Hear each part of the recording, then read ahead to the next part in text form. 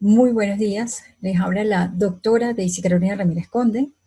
Bueno, primero que nada quiero agradecer a las autoridades de la Universidad Pedagógica Experimental Libertador, a la profesora, la doctora Rosario Ramírez, directora del Centro de Investigación Educativa Georgina Calderón, al doctor Henry Castillo, coordinador de la línea de investigación, innovación, gestión y tecnología. Muchísimas gracias a todos por esta invitación.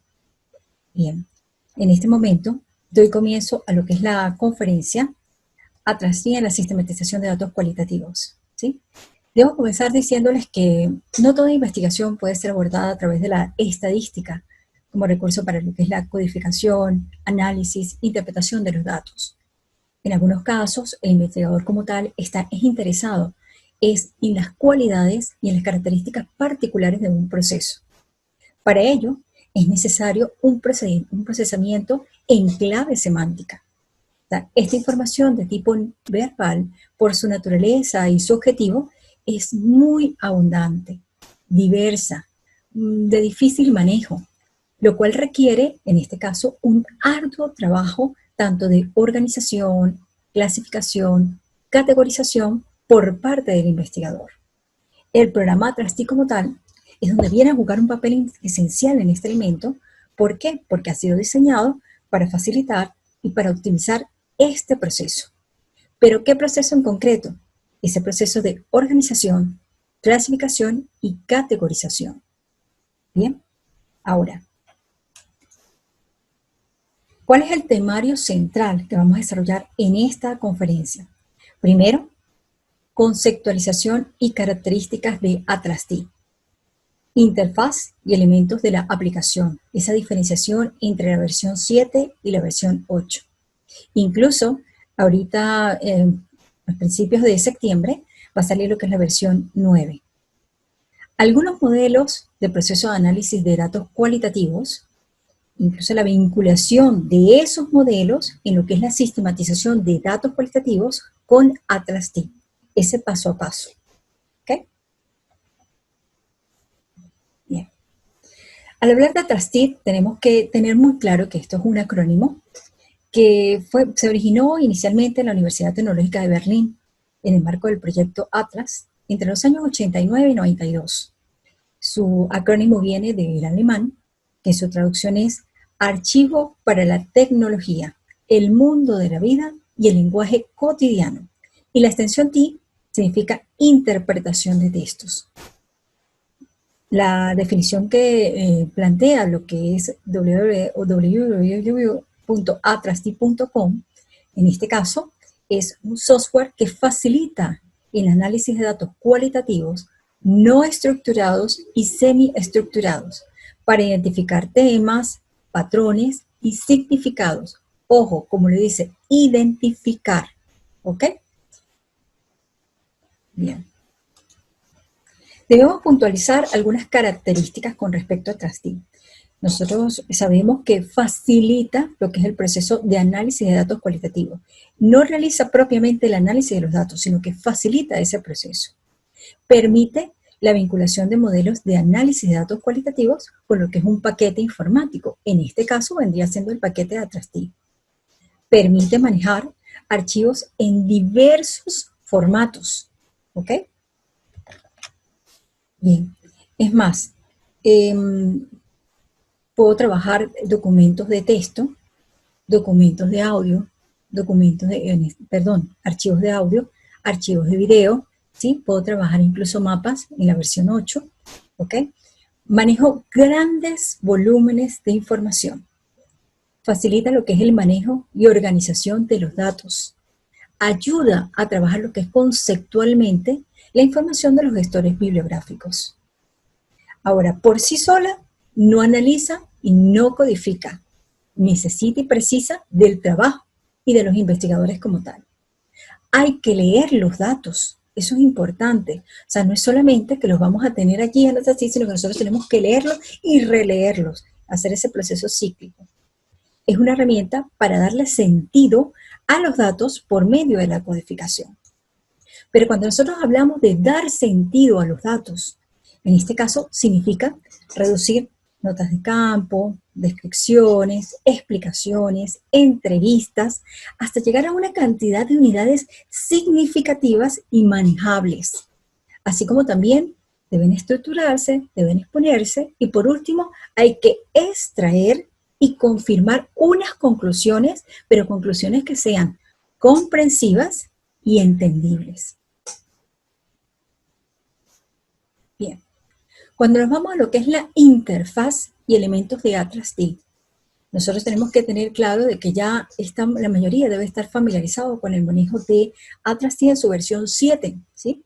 Es una versión muy sencilla que trae una estructura de ventana en la cual yo tengo, digamos, estos apartados para la incorporación de los documentos primarios, el manejo de las citas, los códigos y los memos. Pero para efectos de la versión 8, ya trae una estructura mucho más dinámica, incluso se familiariza con lo que es la ventana que se maneja con Word, por decir algo, Microsoft Word, que trabaja lo que es las cintas. En este caso, déjenme un momento para compartir la aplicación.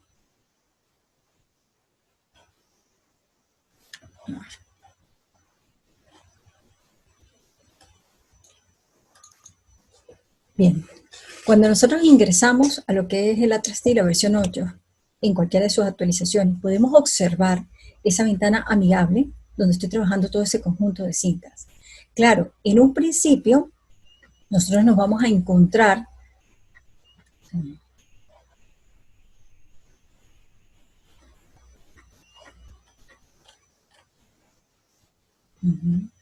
ya que estoy esperando que ahora me disculpan, sí, mientras hable la aplicación, pero les voy hablando. Tenemos que tener primero toda la organización, toda la información digitalizada. Por ejemplo, lo que es la transcripción de entrevistas en profundidad, ¿ok? Tenemos que tener de repente un video, o podemos trabajar con un mapa, ¿sí? Para una geolocalización, o podemos trabajar incluso con imágenes, ¿sí? Luego vamos a proceder a crear una unidad hermenéutica, que también es conocida como proyecto o base de datos. Incluye elementos primarios. ¿Y cuáles serían esos elementos primarios? Que son los que venimos trabajando desde la versión 7, que son las citas, los códigos, los memos. Bien, ahora, dentro de esta unidad hermenéutica se recogen y organizan todos los documentos que están asociados a un proyecto. En este caso, un proyecto que viene de una investigación o un tema en particular que nosotros queremos comprender y analizar. Bien. Dentro de los documentos que nosotros vamos a trabajar específicamente en Atlas D, están, primero que nada, los documentos textuales. En esos documentos textuales podemos manejar entrevistas, artículos, informes, incluso otro tipo de documento que podemos trabajar son las imágenes. Y en esas imágenes puedo trabajar lo que son fotografías, captura de pantallas, diagramas. También puedo incorporar otra entidad como es el audio, en este caso audios de entrevistas, de emisiones de radio, de la música, y puedo trabajar también los georreferenciados, que en este caso están los que trabajan en Google Earth, ¿ok? Bien, esperamos que carguen. Ok, vamos a trabajar con una que ya tengo existente. Estamos abriendo el proyecto, en este caso dejo de compartir, voy a compartir pantalla, pero comparto la unidad hermenéutica. Bien, ya está aquí en pantalla. Ok, entonces, fíjense que allí, como les decía hace rato, es muy familiar lo que es la ventana o la interfaz gráfica de trabajo, porque trabajo las cintas, tengo el menú de archivo, que fíjense que se estructura más o menos como cuando trabajamos en Microsoft Word, tengo mi conjunto de comandos, ¿ok? Vuelvo atrás, estoy con digamos que la pestaña de inicio, y en inicio, ahí yo tengo la opción primero de iniciar lo que es agregar documentos. Una vez que ya tengo creado el proyecto, la unidad hermenéutica, puedo trabajar lo que es la inserción de documentos en ese proyecto. En este caso, yo abro aquí y tengo agregar archivos de manera individual. También tengo agregar contenidos de una carpeta específica, porque como les dije hace rato, tenemos que tener digitalizada toda la información y debe ya estar organizada. Es decir, yo puedo tener todo en una carpeta, donde de repente tengo todas las entrevistas en profundidad, me ubico en este apartado, o sea, en este comando, hago clic, busco dónde está la carpeta ubicada que contiene todos los documentos, le hago clic y automáticamente él hace una revisión y un chequeo de todos los documentos que están dentro de esa carpeta y hace su proceso de incorporación. En este caso, importa esos documentos. Al importar esos documentos, él analiza cada uno. Si alguno de ellos está en blanco, si alguno de ellos tiene un error de extensión o algún tipo de error en el nombre, él emite un error, una ventana de error, y le informa cuáles son los archivos que no se pudieron incorporar para que el investigador los revise, los analice y corrija sus errores. Bien, y poder incluso incorporarlos dentro del proyecto. Otra forma es agregar video o audios que en este caso son vinculados. ¿Eso qué significa? Significa que yo no es que voy a incorporar propiamente el video en su totalidad, sino que yo voy a tener el video en una carpeta específica o en una ubicación específica y yo hago un proceso de vinculación. Él me extrae, me vincula con la imagen y en pocas palabras yo hago ese proceso de revisión y codificación de ese video, pero yo tengo que tener en cuenta o en consideración que no debo, en este caso, hacer un movimiento o cambiar de ubicación el video, porque si yo lo hago, se rompe el vínculo. Y entonces, en ese caso, yo tendría que buscar la manera, o sea, aquí cuando estoy trabajando con ellos dos, tendré que buscar es reparar ese vínculo, ¿ok? Bien, luego viene lo que es incorporar un documento geográfico, ¿sí? Entonces, una vez que yo incorporo los documentos base o los documentos primarios con los cuales voy a trabajar en el proyecto, yo voy a tener en la parte inferior, en el panel lateral izquierdo, todo lo que tiene que ver con el explorador del proyecto, o sea, de la unidad hermenéutica. Y allí van a estar todas las entidades con las que yo estoy trabajando. ¿Y cuáles son esas entidades? Esas entidades son el código, el memo, la red, los documentos con los que estoy trabajando, ¿sí? En este caso, el grupo de documentos, si yo lo incorporo como un grupo, estaría el grupo de códigos, el grupo de memos, el grupo de redes y las transcripciones. Ahora, cada vez que yo incorporo un elemento, fíjense que aquí aparece la pestaña y él me lo va a desplegar. Me lo abre o me lo expande el árbol para yo poder ver la estructura. Si yo quiero tener acceso incluso a uno de esos documentos, yo simplemente hago un doble clic para que él lo abra, me lo muestre para hacer el proceso de revisión, ¿ok? Una vez que él carga ese documento, yo puedo empezar a hacer lo que es el proceso de codificación, ¿sí? Digamos, de separación de segmentos, lo que es extracción de citas, y luego codifico y hago esa relación para establecer esa categoría, ¿ok? Bien, ahora, vuelvo acá primero. Tengo la forma de presentar lo que es la información, el navegador. Entonces, en el navegador yo puedo trabajar las entidades, las citas, los códigos, los memos, las redes, como les mostraba hace un momento. Pero también tengo varios exploradores. Tengo el explorador del proyecto, ¿sí? Que es la que estoy mostrando aquí. Tengo lo que es el bosque de códigos, que él me muestra ese árbol o esa estructura donde está toda la codificación, ¿sí? Tengo también lo que es el explorador de coocurrencias. Las coocurrencias que, bueno, ya ustedes las vienen trabajando con la versión 7 también, que es donde yo veo que dónde están digamos, los códigos que ocurren dentro de otras citas. Y ahí estaríamos trabajando con un operador booleano i, o estaríamos trabajando con operadores de proximidad, como es el caso de dentro de, ¿sí? Parte de, supuesto de, superpuesto por, ¿ok? Entonces, en este caso serían las coocurrencias. Ahora, yo puedo editar un comentario, incluso puedo accesar a las ventanas de administrador de documentos, administrador de citas para que me muestre todas las citas, administrador de los códigos, administrador de memos, administrador de redes para tener acceso a todas las redes que han sido creadas y administrador de vínculos. ¿Bien? Ok. Ahora, ¿cómo hago ese proceso de codificación? Para hacer el proceso de codificación, yo lo que hago es seleccionar, ¿sí? Supongamos que yo quiero seleccionar esto. Entonces yo selecciono, yo puedo crear la cita y dejar la cita libre sin ninguna asignación de código porque es que todavía no estoy segura, es mi primera leída y todavía no tengo muy claro cuáles son los códigos que voy a estructurar o que voy a crear en este caso. Entonces yo sigo con la lectura y voy seleccionando nuevamente las citas, ¿ok? Pero supongamos que yo ya tengo el código, yo ya sé qué es lo que voy a trabajar. Entonces yo hago una codificación abierta. Y en esa codificación abierta yo escribo, por ejemplo, componentes. Y lo creo, ¿bien? Y lo asocio. Entonces supongamos que yo ya creé mis códigos, ya tengo los códigos, ya sé cuál es el que voy a asociar con esa cita. Perfecto, entonces me voy a la codificación por lista. Y en esa codificación por lista aparecen todos los códigos que yo generé y yo selecciono el código y lo asigno. ¿Ok?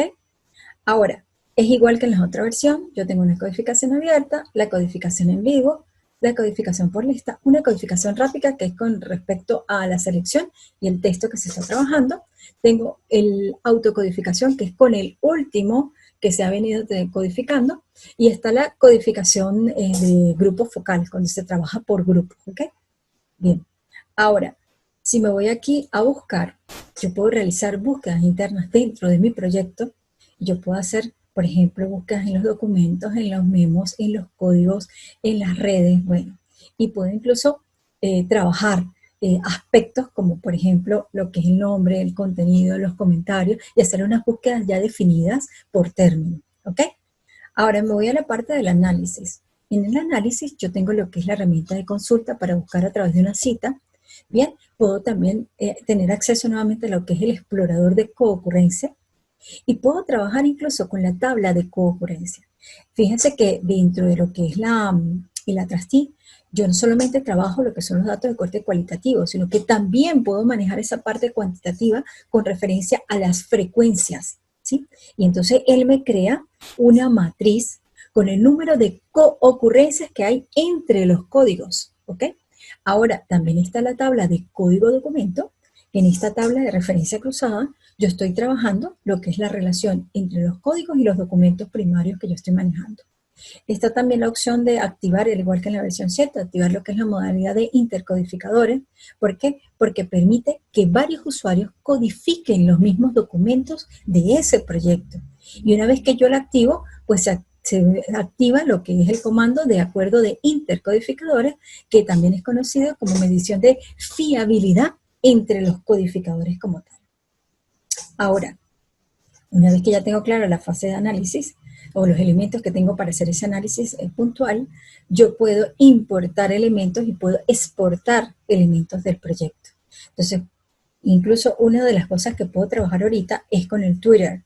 Y yo puedo importar y buscar, analizar un hilo de comentarios. Entonces yo tengo un Twitter específico y quiero analizar cómo ha sido ese hilo dentro de ese tweet para ver de qué forma, o la condición, o la conducta, o el sentido de participación o interacción, o sea, los elementos que yo quiera considerar, que serían los códigos que voy a establecer. También puedo trabajar con el Evernote, ¿sí? También puedo trabajar con el gestor de referencias bibliográficas. En este caso, nosotros, no sé si ustedes han tenido la oportunidad de trabajar con Zotero, ¿sí? Que viene siendo un gestor de referencias bibliográficas, ¿ok? También tengo Mendeley, que en este caso son sitios, yo los llamo así como repositorios, donde yo tengo almacenados todos los artículos que son de mi interés, de acuerdo a mi línea de investigación, pero yo a través de esos espacios no puedo hacer lo que llamamos ese trabajo conceptual que necesito sobre el artículo. Entonces aquí me permite hacer esa relación o establecer ese vínculo e importarme esos artículos para yo hacer ese respectivo trabajo conceptual dentro de lo que es cada uno de ellos como documentos primarios. Está también lo que es las encuestas, importar los libros de código y los grupos de documentos. Pero así como yo puedo importar, también puedo exportar. Como estaba en las versiones anteriores, puedo exportar en formato de SPSS en función de frecuencias de la cantidad de veces que aparece un código dentro de los documentos primarios, ¿sí? Está también los datos estadísticos, puedo exportarlos en formato de XLS, hoja de cálculo. Puedo trabajar con los libros de códigos y con los grupos de documentos, o sea, exportar toda esa información, ¿ok? Bueno, ya nosotros conocemos lo que son las herramientas y soporte técnico, ¿sí? Incluso cada vez que yo esté en cualquiera de las entidades, o en este caso los elementos propios del proyecto, automáticamente se van a abrir lo que son pestañas que son propias de ese elemento que está en proceso de trabajo. Entonces allí, cuando yo estoy en el documento, por ejemplo, este documento de texto, aquí se me activan estas pestañas, donde puedo hacer el respectivo proceso de codificación. ¿Ok? Y también está la pestaña de herramientas para lo que es renumerar, en este caso lo que son las citas. Si estuviera trabajando con un mapa, se activa lo que es navegar a geolocalización, y también puedo trabajar lo que es el desplazamiento sincronizado cuando tengo varios en ventanas paralelas. ¿Ok? Ahora, supongamos que yo estoy trabajando es con una foto, o en este caso una imagen.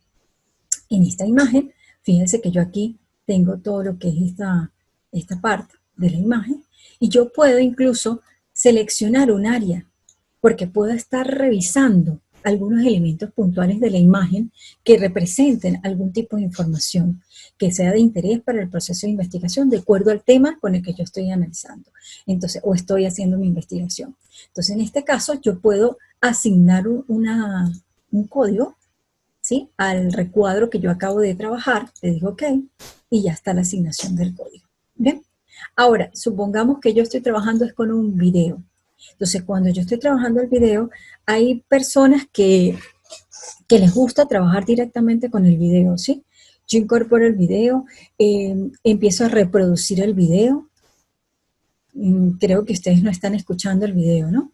Pero bueno, yo lo reproduzco, y entonces en ese proceso de reproducción yo voy escuchando, voy analizando, voy viendo aquí los fragmentos, voy trabajando lo que va diciendo cada uno de los entrevistados, pero supongamos que yo ya tengo ubicado cuál es el espacio o el frame en el que yo quiero incorporar un código. Entonces yo selecciono, por ejemplo,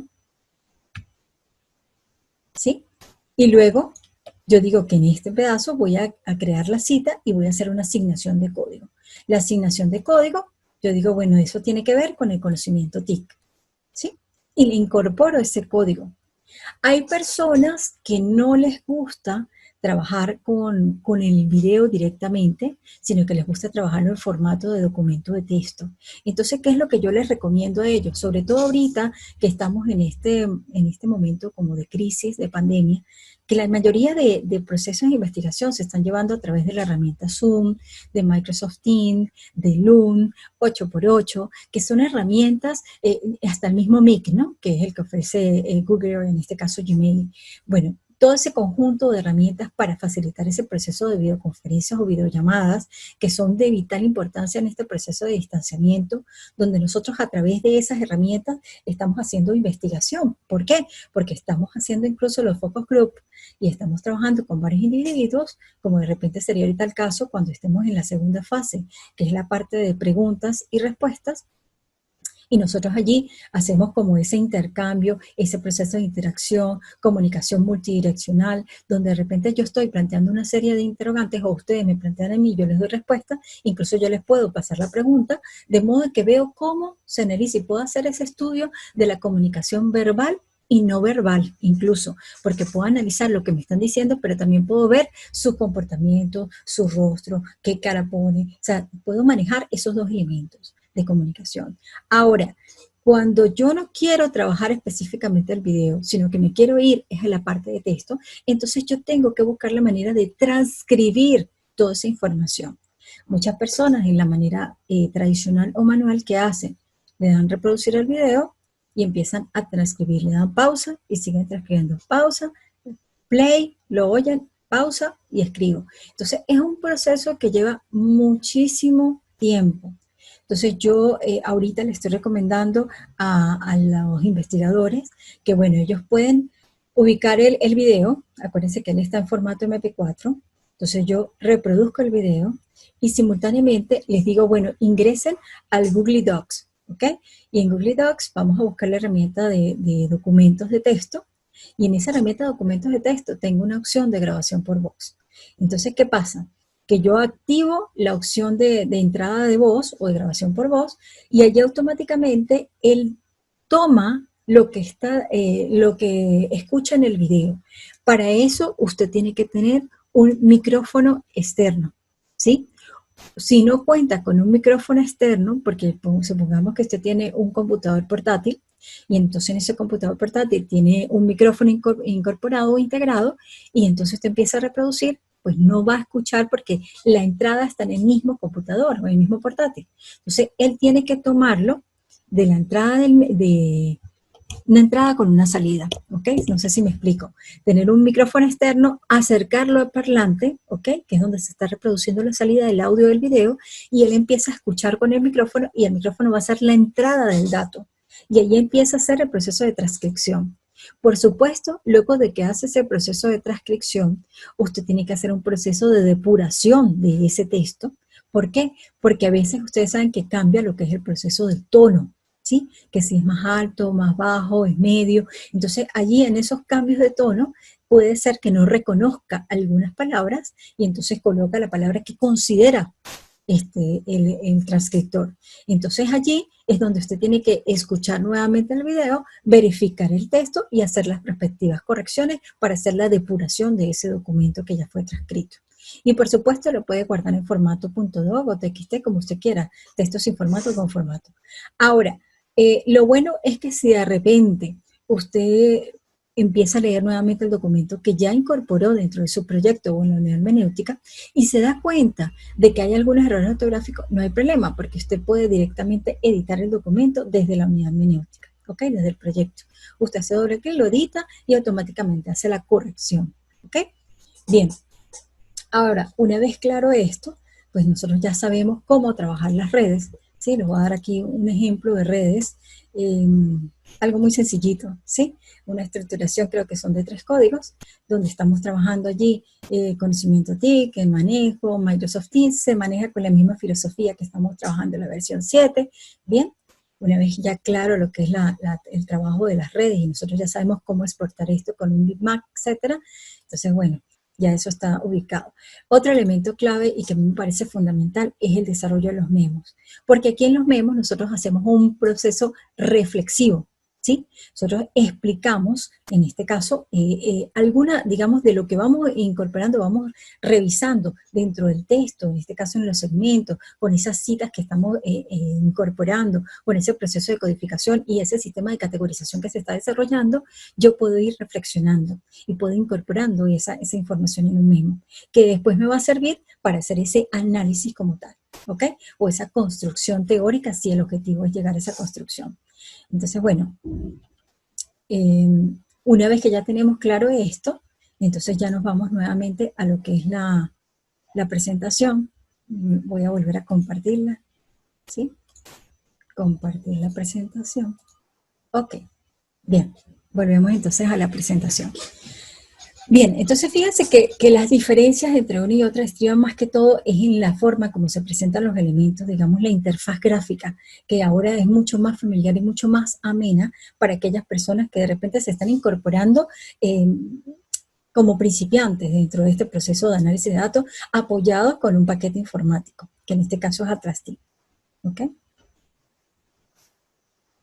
Bien, ahora vamos a hablar sobre el proceso típico de análisis cualitativo con Atrastic. O sea, fíjense que en este caso en particular, nosotros tenemos, no sé si se lee bien, ¿sí?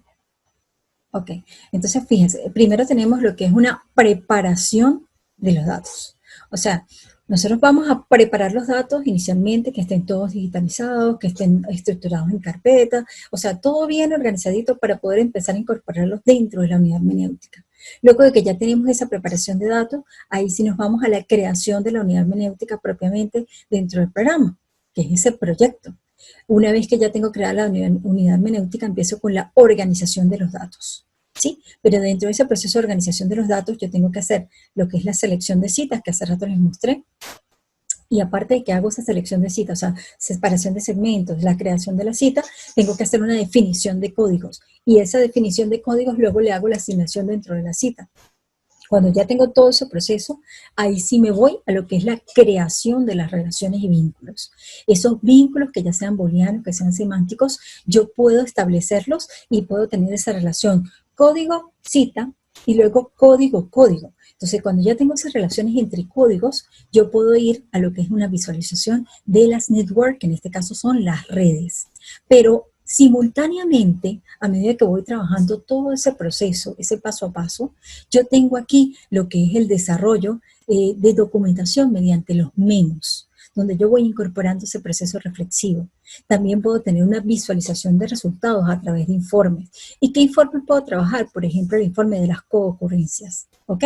También puedo trabajar lo que es búsqueda, selección de datos. ¿Por qué? Porque a veces yo digo, yo sé que yo dentro de mis informantes claves, en esas entrevistas en profundidad, yo hablé sobre lo que era la competencia técnica, pero no recuerdo dónde está. Entonces yo busco competencia técnica y él empieza a ubicar la competencia técnica dentro de cada uno de esos documentos para yo poder ver cuál fue la información que me generó o qué fue lo que dijo en este caso el informante clave.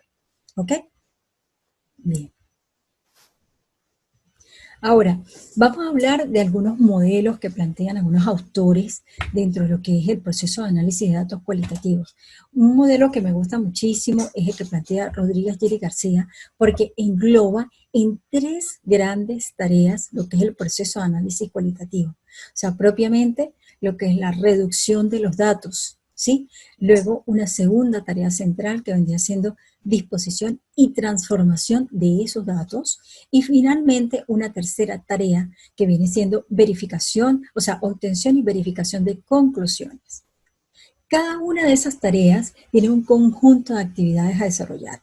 Pero si estamos en la primera, que es reducción de datos, entonces lo primero que hay que hacer es una identificación y clasificación de esos elementos. O sea, yo primero separo en unidades, ¿bien? Hago esa separación de unidades. Luego de esa separación hago esa síntesis y agrupamiento para hacer una identificación y clasificación de esos elementos. Pero fíjense que eso es un proceso cíclico, ¿bien? Porque tengo que hacerlo varias veces. O sea, yo primero hago una primera leída, una primera clasificación y luego cuando ya estoy trabajando voy incorporando otros elementos o voy eliminando algunos, que de repente no, esto no me sirve, esto sí me sirve. En la fase 2, que ya es disposición y transformación de datos, entonces ya ahí se está haciendo eso, esa ubicación, esa transformación, esa, digamos, proceso de relación, ¿ok? Ahora, cuando yo estoy hablando de lo que es la obtención y verificación de conclusiones, bueno, yo tengo que tener un proceso para obtener esos resultados, ¿sí? Es más, tengo que hacer esa verificación de conclusiones y es ese proceso para llegar a esas conclusiones como tal, ¿ok? Ahora, ¿cómo yo hago la integración de este modelo propiamente, como un ejemplo puntual, en Atrasti? Entonces yo primero tengo la tarea de reducción de datos que plantea Rodríguez Giri García, ¿sí? Que me habla de lo que es identificación y clasificación de elementos, ¿ok? En este caso yo lo concentro con la creación de las citas. Cuando me habla de una separación de unidades y en ese proceso de categorización, donde yo tengo estructurado todos esos códigos, esa asignación de códigos en la cita. Y por supuesto está esa síntesis y agrupamiento, donde están los códigos en cada segmento, ¿ok? Ahora, generalmente nosotros hablamos de una estrategia, ¿sí? Que en este caso es la estrategia de codificación abierta, axial y selectiva que trabaja Strauss y Corbin en el 90. Ahora, ¿por qué hablamos de esto? Porque muchas personas cometen el error de que si dicen hablar Atrasti, ¿sí? Que van a trabajar con el paquete informático Atrasti, pues que Atrasti les va a hacer todo el análisis de los datos. Y eso es un error. ¿Por qué? Porque Atrasti no te hace el análisis de los datos. Atrasti precisa del proceso creativo del investigador, de que el investigador revise, relea, ¿sí? Construya todos esos elementos para poder, o las unidades de análisis en este caso, para poder llegar a lo que es ese proceso de análisis de datos cualitativos. Entonces, la categorización es más que todo la simplificación, o sea, simplificación del contenido a unidades de análisis de acuerdo con áreas de significado, ¿ok? Y en este caso la codificación sería como esa operación concreta por la cual se asigna a cada unidad de contenido el código propio de la categoría, ¿ok? O sea, inicialmente esta categorización va a ser de tipo descriptivo para luego evolucionar a una de carácter mucho más teórico y abstracto, ¿ok? Entonces, para el caso de lo que es la aplicación de la teoría fundamentada, porque muchas veces la gente utiliza lo que es Atrasti, sobre todo en los espacios de las ciencias sociales, incluso en la parte de desarrollo de tesis doctorales, que donde se busca como fin es llegar a la construcción teórica, un constructo teórico o a la generación de un modelo como tal. Entonces allí tendríamos que incorporar lo que es la teoría fundamentada. Entonces, la codificación teórica vendría siendo el principal procedimiento de análisis para construir esa teoría. O sea, en este procedimiento de interpretación de los datos, que es donde nosotros empezamos a analizar y a concretar esos datos, se pueden distinguir esos tres procesos que está planteando Strauss y Corbin, que viene siendo codificación abierta, codificación axial y codificación selectiva, ¿sí? En este caso, fíjense que aquí Di Martín, ¿sí?, está hablando específicamente un esquema donde él hace una distinción muy clara de cuál sería esa codificación abierta, que estamos hablando de los documentos primarios, que estos documentos se van a trabajar una serie de códigos, y entonces cuando nosotros asignamos esos códigos, empiezan a aparecer esas comparaciones constantes, ¿sí? Para ver que no haya esa recursividad, o sea, que no haya esa concurrencia de los códigos, que de repente yo esté trabajando los mismos códigos con otros nombres, por decir algo. No, sino tengo que buscar esa estandarización del código, buscar que ese código esté incorporado en los diferentes documentos primarios y hacer esas comparaciones entre cada documento con respecto a ese código. Y ahí se llega a lo que es la categoría. En esa categoría, o sea, ese documento primario, todo ese proceso viene siendo esa codificación abierta, esa primera lectura. Pero luego viene la codificación axial. Y esta codificación axial está de las categorías, viene a establecer esas relaciones entre categorías para llegar a lo que nosotros llamamos una categoría central. Y ahí es donde llegamos específicamente a lo que se llama codificación selectiva, ¿sí? Es decir, durante la codificación axial se establecen esas interconexiones entre categorías y subcategorías. Y este proceso en sí viene trabajando lo que es el razonamiento inductivo, donde las categorías y los códigos van a emerger de los datos. ¿Ok? Ahora, cuando nosotros vemos aquí en la parte de codificación abierta, ¿ok? Fíjense que el resultado de la primera codificación, que en este caso es abierta o inductiva, es una lista de códigos, ¿sí?, de las que al compararlos respecto de sus propiedades, dimensiones y significados, se obtiene una clasificación que se llama categoría. Así de sencillo. Ahora, como les dije, inicialmente se realiza una lógica inductiva, donde se identifican y extraen todas esas dimensiones más relevantes, es decir, esa codificación abierta, y luego se ejecuta una codificación, en este caso, en base a una lógica deductiva, ¿sí?, que va apoyándose en una teoría fundamentada, en la cual pues, se intenta verificar esos supuestos o cuestiones que yo pretendo hallar. ¿Ok? Bien. Ahora nos vamos a una segunda tarea, que es la que propone Rodríguez Lleras García del 99, que es la disposición y transformación de los datos. O sea, el mismo autor plantea que uno de los procedimientos de disposición de datos más usados son los gráficos. Y entonces ahí es donde interviene lo que es el paquete informático de Trustee, porque él a través de esa relación entre códigos, yo puedo establecer lo que es la creación de las redes o los networks, ¿sí? Entonces yo saco mis relaciones. Y fíjense que yo incluso establezco cuáles son los vínculos que voy a trabajar entre una y otra, ¿sí? Ahora, aquí hay un ejemplo puntual de red en la versión, esta es la 8 y en la versión 7, ¿bien? Entonces, claro, una vez que ya tengo, digamos, eh, esa disposición de los datos, incluso se transforman por sus vínculos o relaciones, ¿sí? ¿Por qué? Porque cuando hablamos de la construcción de redes semánticas, para lo que es la generación de la teoría, porque fíjense que este sería como el primer paso para yo decir, bueno, a través de estos vínculos, de estas relaciones, de esta disposición de los datos, incluso esa transformación que se está dando, yo puedo ya empezar a generar una teoría, pero una teoría que genera el investigador, no la genera a Trustee como tal. Y la obtención pues, de resultados parciales para yo plasmar en el informe, plasmarlos en el informe de investigación. ¿Ok? En estas redes se evidencian claramente lo que son los vínculos, ¿sí? Entonces, las relaciones que hay, como les decía hace rato, entre códigos. Y fíjense que de una vez me lleva a lo que es la identificación de algunos patrones. Esta actividad, por supuesto, es la que me va a llevar previamente a lo que es la generación de conclusiones que está más adelante. ¿Ok? Bien. Vámonos para la tercera fase. Me disculpan, ¿sí? Ok. Ahora, estamos en la fase 3, que en este caso es concretamente obtención de verificaciones y conclusiones. Fíjense que ahí está todo el proceso para obtener esos resultados que venimos ya de una red que me da esos resultados parciales, ¿ok? Que ya me está identificando ese conjunto de patrones. Bien, ahora yo voy a verificar las conclusiones y por supuesto alcanzar esas conclusiones finales.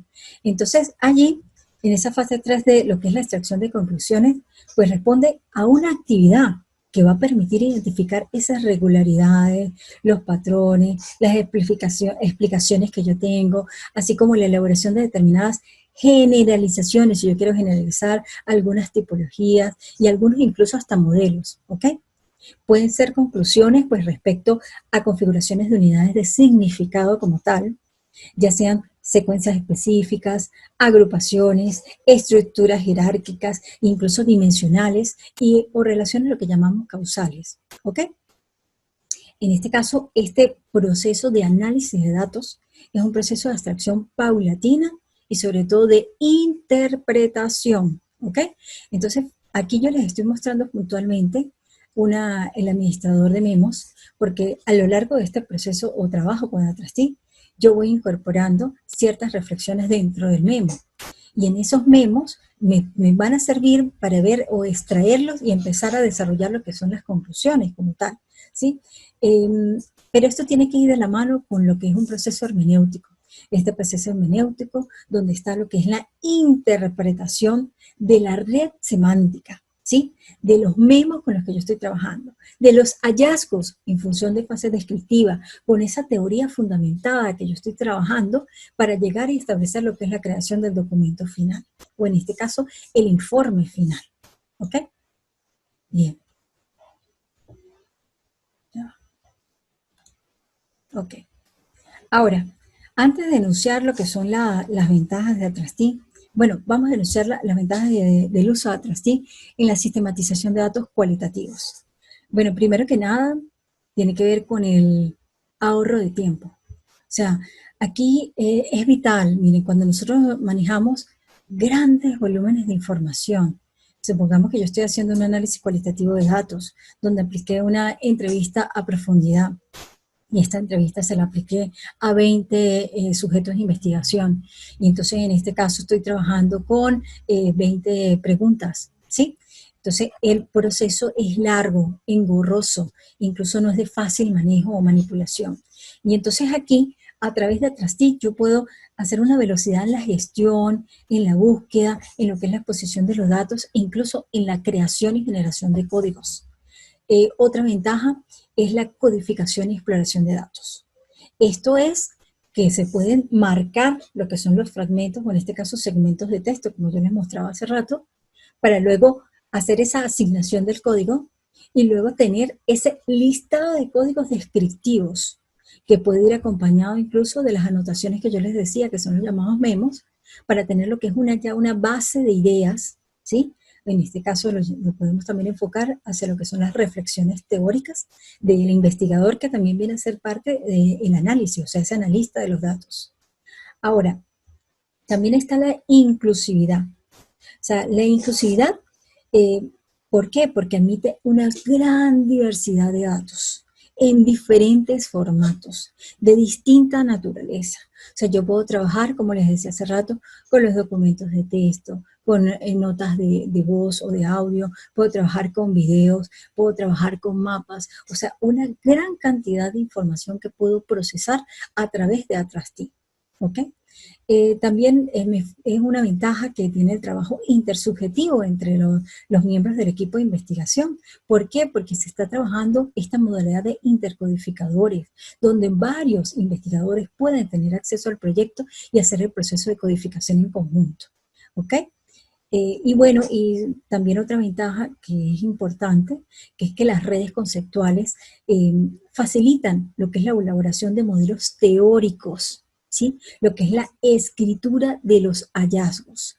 Fíjense que clásico error es que la mayoría de investigadores que no están familiarizados con el manejo técnico de los programas informáticos, y no estoy solamente hablando de Atrasti, porque también está en Vivo, está Aqua, están otros, Nudis, otra cantidad de paquetes informáticos que realizan la función de colaborar y asistir al investigador en lo que es la sistematización de los datos. Bueno, en este caso, amerita que usted, una vez los datos que le arroja este paquete informático, usted los trabaje, los desgregue, los analice, los comprenda, los interprete y finalmente emita o construya, o sí, esas conclusiones o esos hallazgos de la investigación, para luego sí sacar su construcción o su constructo teórico o la generación de ese modelo al que usted quiere llegar. ¿Ok? Eso es muy importante. Bueno, en términos generales, Atrasti viene a ser, digamos, hoy en día el principal soporte teórico para lo que es el manejo de la teoría fundamentada. O sea, este paquete informático permite dar ese sentido cíclico, ¿sí? Porque es un proceso así como repetitivo dentro de lo que es el análisis de datos cualitativos. Se puede incorporar lo que es secuencialmente los datos, incluso sin la necesidad de recoger todo ese material de golpe como tal. Y bueno, se puede llevar dentro de él lo que es el muestreo teórico, cuando llegamos a esa saturación de los datos, cuando ya yo no consigo llevar más a la categorización porque ya llega al tope, entonces ahí yo puedo ya empezar a trabajar con un constructo de teoría, ¿ok? Bueno, permite, como les dije, pues identificar aquellos códigos que ya, cuando les hablaba de la saturación de información, que ya están saturados, ¿sí? Que ya esto se da gracias a lo que es la función que tenemos código, documentos primarios, tablas. Recuerden que nosotros a través de Atrasti podemos sacar unas tablas con relación a las frecuencias y ver la cantidad de veces que se repite un código dentro de un documento primario o la relación de cita-código, que también se puede ver, ¿sí? Donde podemos ver la cantidad de citas que cada código tiene como tal. Esta función pues, de software facilita lo que es la aplicación de la saturación de contenido de cada código y categoría, tal como se propone en lo que es la teoría fundamentada, que eso es muy importante. Estas versiones de Atrasti como tal, que yo estoy hablando de la versión 8, bueno, permite realizar lo que son las codificaciones colaborativas, que eso es importante, y aplicar ese criterio de triangulación de investigadores, ¿ok? Que eso también sería un elemento puntual dentro del proceso investigativo. El uso de Atrasti como tal no asegura el éxito en la investigación, ¿ok? Eso se necesita para asegurar ese éxito de la destreza, de la creatividad, de la experiencia, de la formación que tenga el investigador, la persona que está investigando eso. O sea, esa es la clave para poder construir la teoría, porque si no se va a dar el fracaso. O sea, muchas personas, como les dije, llevan a un técnico para que el técnico procese la información en Atrasti. Pero ¿qué es lo que entrega el técnico? El técnico le va a entregar a usted la unidad hermenéutica, ¿sí? Le puede dar a usted la unidad hermenéutica si usted tiene instalado Atrasti para que usted la pueda abrir e incluso visualizar internamente el proyecto. Pero si usted no la tiene, entonces le va a entregar las redes, le va a entregar las tablas, la matriz de coocurrencia, le va a entregar la matriz de relación código-documentos primarios. Y con eso, incluso hasta si él llegó un poquito más allá, generó memos. Y le puede incluso entregar algunos memos. ¿Sí? Puede ser. Si la persona es ajena a la investigación, no lo hace. Ahora, si el propio investigador está realizando el proceso de sistematización a través de Atrasti, entonces el investigador sí, ay, mira, apareció esto es importante, se me va a olvidar, lo coloco en el memo. Ah, listo, esto es lo que he ido encontrando. Esto está dentro de los hallazgos de la investigación. ¿Ok? Bueno, no se puede dudar que Atrasti es uno de los programas más potentes para lo que es el análisis de datos cualitativos. En lo particular, a mí me encanta trabajar con él.